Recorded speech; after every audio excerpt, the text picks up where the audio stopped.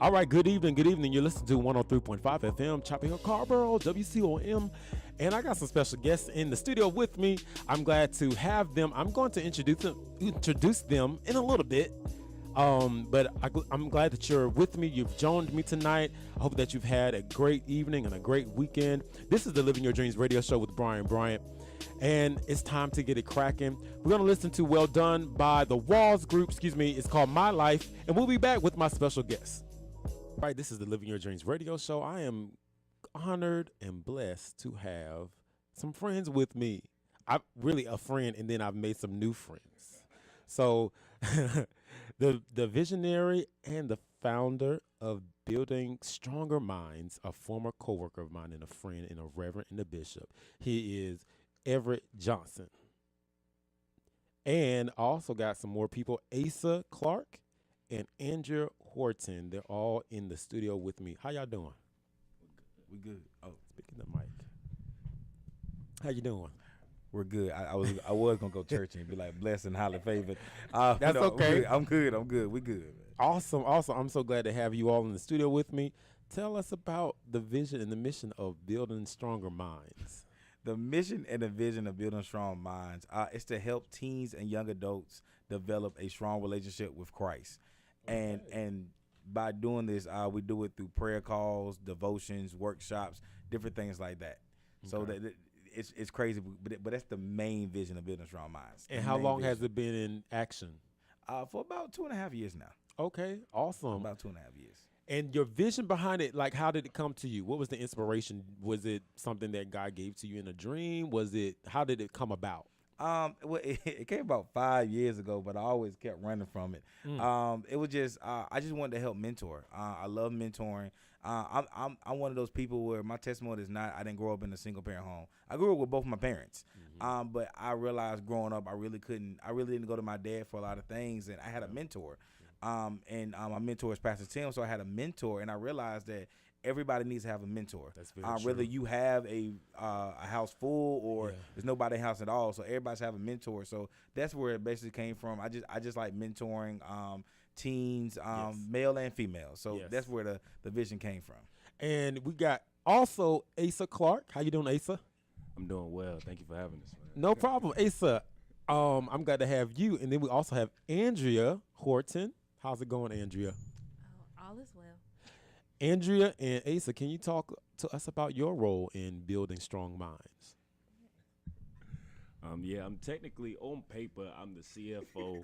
On paper. We working through some things now, but okay. Like I said, grew up as a mentee of EJ. You know, he was really like a big brother to me and things like that growing up in the last few years, and was able to transition into a mentor and be able to help and really work with a lot of the youth, the teens, and even some of the college students that we work with. And then now it's just trying to help him because he's doing 1,000 things, or try to take some stress off of him and be able to really push the vision and the mission forward. Awesome. So CFO, Mr. CFO, and then we have Miss Andrea, who does everything that we talked about earlier. I do everything, but I pretty much do the admin stuff. And on paper, I'm the vice president, but I mean, I do everything. Mentoring, I really didn't have a mentor. My mom was just my best friend, so she was pretty much my mentor. But outside of that, I didn't. But as I've gotten older, I now have a mentor who is Pastor Shan, who is Pastor Tim's wife through Panay. And I watch her mentor a lot of women, and people have always come to me with their problems and things like that, but I never thought of it as mentorship. But now it's like, okay, I accept it. And so that's how I really do it now. Why is mentoring important in 2017? Why 2017? It sounds like, because people have been mentored forever, so why is it important now? Man, this world is bananas crazy, and it just it's important mainly because of what the media and stuff is putting out. So the media, the images they're putting out different things of this is how you should be and different things like that. This is how you should dress and different things like that. So the young people are looking up to the music, the media, different things like that. So mentoring, having those people in place that they can talk to about issues and look, this is the path that I took, but I need you to take this different path. So I think it's important because they're looking up to the wrong things. Right. So somebody's mentoring somebody, in other words, but we want to you guys want to ensure that they get the right somebody Yes. to mentor, and not only the right somebody, but a spiritual, grounded person. So, how important is spirituality in mentoring and for building strong minds? Very important, because I guess the original vision started off as building that strong relationship with God. So the ministry aspect, we do a lot ministry wise with building strong minds. I'm gonna let Asa I'm gonna tell you how this happened. This young man, he came to me and he told me he wanted to start this prayer call. Oh wow! I'm talking about 6:40 in the morning, y'all. He said dedication. He wanted to do that. It was God. Yeah, it had to be right. He told me he wanted to start this prayer call. So I'm gonna let Asa talk about the prayer call, and I'm gonna also let him talk about this Bible study that he started also. Okay. Like we said, it was God and nothing but God. Right. Mentoring without God, I really think we can't do anything. So, like he said, the original purpose was to have this spiritual connection and it really be focused within church and stuff like that, and it was able to grow a different way. With the prayer call specifically, we do one on Friday mornings with Panay, and I was just like, man, I really want young adults and teens to be able to have this, like, because the Panay call was a lot of the leaders, a lot of the older people. I was like, yo, it'd be cool if a younger generation can really try to worship God together and really focus together in a way that is acceptable to us. Because we know older people had their way of doing church and really growing and all of that stuff. But it's like, man, let's all try to grow together. So between that, and then it led from just these 640 calls to now I'm like, all right, let's try to just do strict Bible studies, and we're in this really cool series right now talking about the names of God and things like that. That's powerful. It's just grown. It's just grown. Like, how many young people come to that? On the calls right regular? Now, it's usually about 20. We get about 20 on these Thursday calls and about 10 solid on the Bible study calls. Can anybody be on the call? Anybody. Is it open? Anybody. Do you want to share that information? Yes. Do you have that? Yes. Because it's a praying time, and young people really we all need to learn how to pray. Millennials especially, and that's what this show is about. And while you all looking up that number, EJ, what is it that, because I've worked with EJ, I've worked with EJ for years, and I've observed EJ, and I have seen the young people that are drawn to you, okay, because of that. And so I think that's a gift. How have you seen your mentoring skills grow throughout this? I got it from my mentors, Pastor Tim and Pastor Shane, watching them, how they're just real. Yeah. They don't beat around the bush. They don't cut corners. They're real. Right. So with that, with me being in the school system, I see a lot of things. I was just real, and I'm transparent. Yeah. I like to tell young people, young adults, I just like to tell them how it is. I just like to keep it real with them. Yeah. And I think a lot of people, they see the realness inside of me, and they're drawn to me. Yes. Yeah, they're drawn because they know I'm not gonna give you no fake answer. All that fake stuff. So, like I said, I really got that from them, and I was like, I'm just gonna be a real person. I'm not gonna fake this thing. I'm not gonna fake. If I'm going through something, like we have, what is it? The power of we. We developed this thing called the power of we. Okay. Like, it's okay. Me as a leader, I'm gonna be transparent. I'm going through this. I'm going through that. So we always tell people to be transparent. No matter what, I preach transparency. You got to be real. You got to be real. Y'all have that number ready for the prayer call? We do. It's on Thursday mornings at 6:40. We meet, and the number is 641-715-3580, and then that confirmation code that you have to put in is 974349, and make sure you put a pound or that hashtag thing. That's every Thursday. Every Thursday morning at 6:40. Okay. In the Bible study, talk to us about the Bible study. It's actually my favorite call that we do. Man. I just love it, man. It's like we grow so much. Like, literally before, when we were getting ready today, we were having like a 30-40 minute conversation just about like different things, like the names of God, like how we learn them, how we don't, and stuff like that. And it's just amazing. It's been able to help me grow so much. So now I'm able to like because all of this stuff, it helps us with like some of the things we do with Panay and things like that. Now I'm being able to be a better vessel. So like, our mentors, Pastor Tim, Pastor Shan, they don't even have to work as hard because EJ is putting in extra work, Okay. trying to help us and try to alleviate those things off of them. So I absolutely love the Bible study calls, and we just try to go in. Is the Bible study call the same day? Same number. It's just on Mondays. It's every other Mondays that we do it. Okay. Every other Monday. Every other Monday. This coming up Monday? Yes. Okay. Tomorrow we'll actually be doing one, and then we give information about if something's going up, other events. We start talking on every call. We're always going to boost other conferences, other events that people that we're connected to. We're always going to push their events because it's not about BSM. It's about God. Amen. Amen. Andrea, what do you think is the greatest challenge for young people who are mentoring others? What do you think is one of you guys' greatest challenge, rather?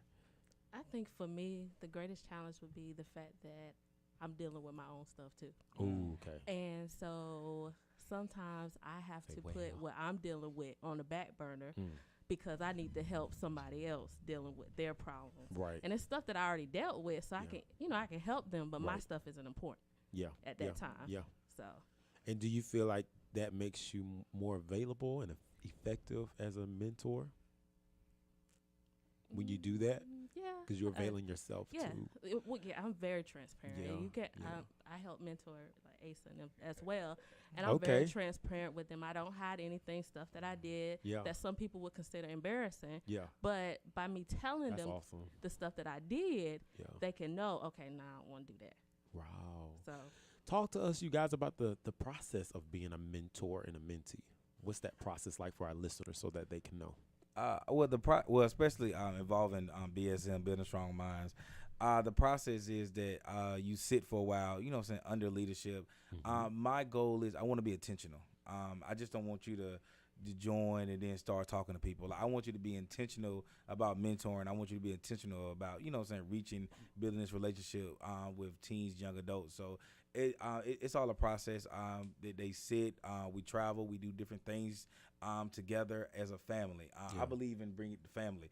I can tell it. Yeah, y'all are very close. We're missing, and it'll be. And trust me, if the rest of them was here, it would be like Katia, Taida, like they were the same. So the song, like they'll be the same. Like we're just a big family. That's so awesome. Just the family, and just make sure we're doing stuff intentional when we're reaching out and we're talking to different, young people, things like that. Do you all think today in the Black church that we are effectively mentoring our young people? No. You try to. No. You can't be asking questions like that. You try to live. You try to get me in Keep it trouble. real, right? Transparent. I mean, you do. You got something? I think we all do. I would say no because a lot of the older, I'm going to say older, but older than me, a lot of them, they're not transparent. They're not honest. They're not truthful. So they're not, and they act like what they went through didn't happen. Wow. And so when they've been there the whole time, they've been like that the whole. They've been holy all their life. They just holy rollers. And it's like you went through stuff, but when you see a young lady, maybe she got pregnant, or a young man, he's considered a whore or whatever. You've been through stuff and you have no mercy. You have no grace for them. Right. And God had all this grace for you. True. And it's just, I think it's ridiculous. And so I think that's what's like dividing the church between the older generation and then the young people, because nobody's talking to them. Nobody's being truthful to them, but they're judging. They are, yeah. And so that's a problem. It is a problem. It's a big problem. But I really believe that you guys as organization is helping to rectify that issue because it's real. It's like you said, it's a division. It's a divide there. Yeah. It's a divide whether we're talking about music generationally or we're talking about marriage or we talking about career, chasing your dream. That's what my show is about, is how millennials do that. So how do you all empower millennials to live their dreams? How do you do it in your program? Like I said, my thing goes back to being real with them and just giving them opportunities. What I found out is we got a lot of people that just talk. A lot of people just talk.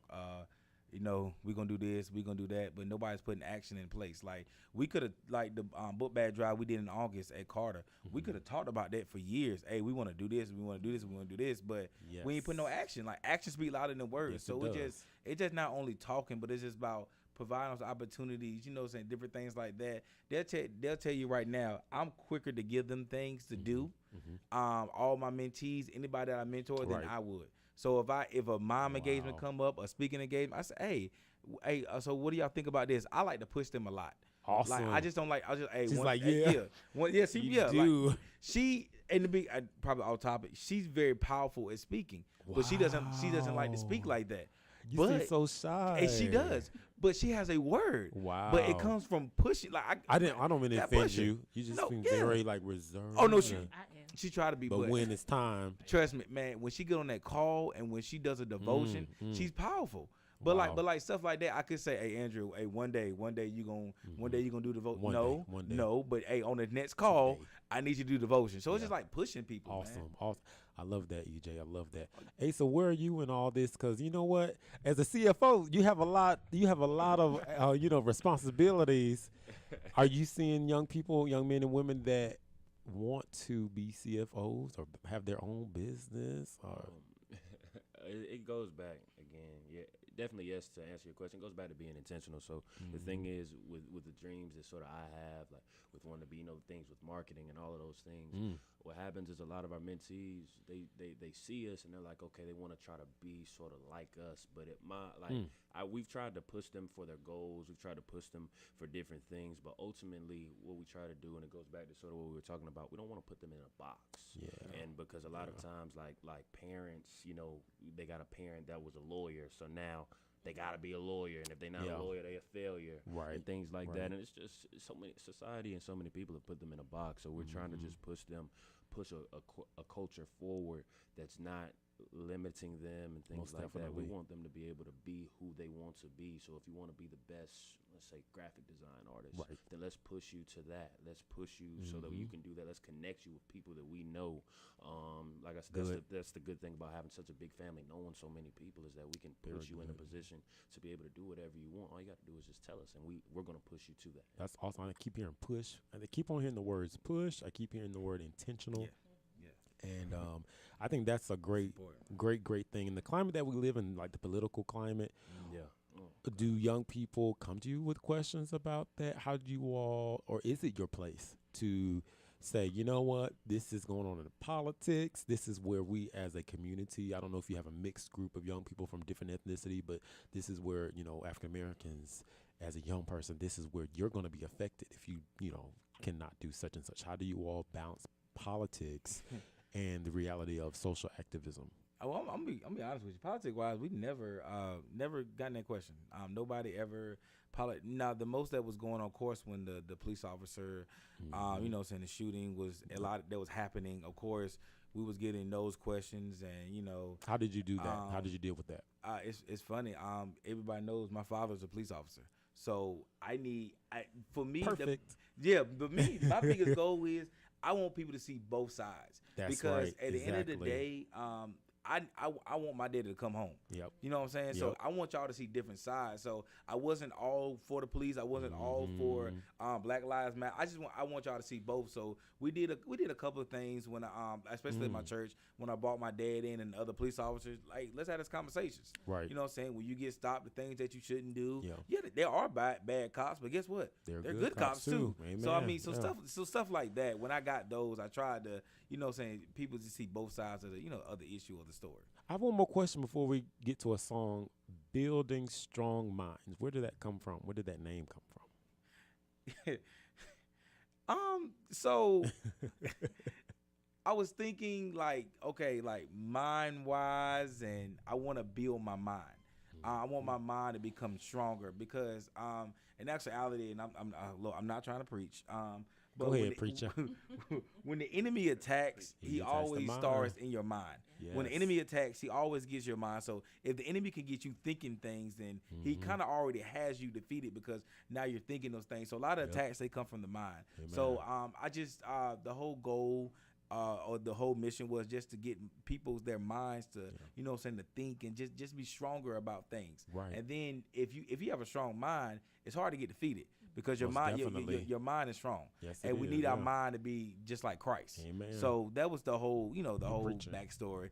Yeah, you preaching. Go ahead, preach. Go ahead. I wasn't gonna put that, but that's the whole backstory of building strong minds. All right, so you all that are listening tonight, I have Building Strong Minds with me, EJ, Asa, and Andrea. Yeah. We're going to continue our conversation after the song by Molly Music, Loved by You. We'll be right back. All right, that's Molly Music with Loved by You with Jasmine Sullivan. I have my friends from Building Strong Minds with me.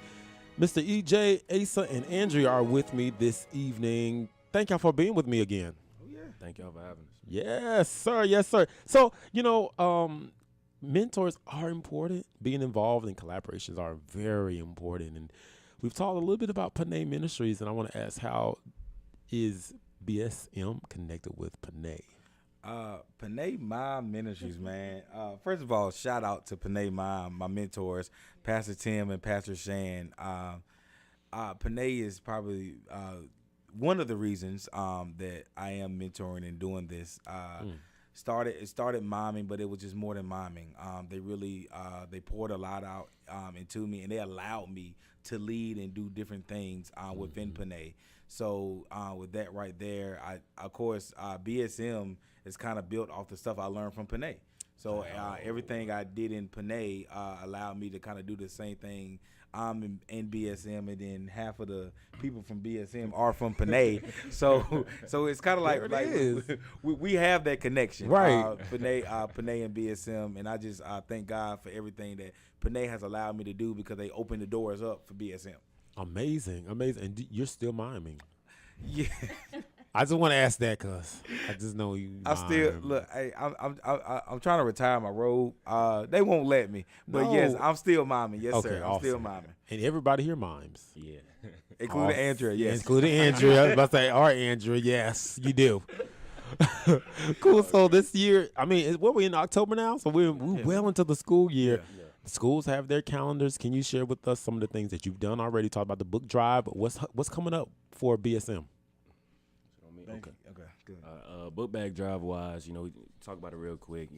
Over 250 book bags gave the Carter community. It was ridiculous. It's still crazy. EJ tells me about how many of them, like how he doesn't understand why they all wearing the same book bags. He forgets it's us. It's because of us. Wait. And the crazy part is they still, like, it wasn't they got the book bags and they went and got something else. No, they have these book bags. Right. Like, they are wearing the book bags. They're using them book bags. They are using them. So it's a blessing. The most important thing man. we're trying to do, especially this school year, is to initiate these BSM college tours. Okay. And the college tours is, gosh, we can't wait because we're trying to put so much into it. Right. But the heart of it is that we're trying to get juniors and seniors in high school to be able to see different communities. We understand that there's a million different types of colleges. There's a million different things. You can go to a HBCU, PWI, private school, right. public school. PWI, for those that don't know, is predominantly white institutions. Okay, there we go.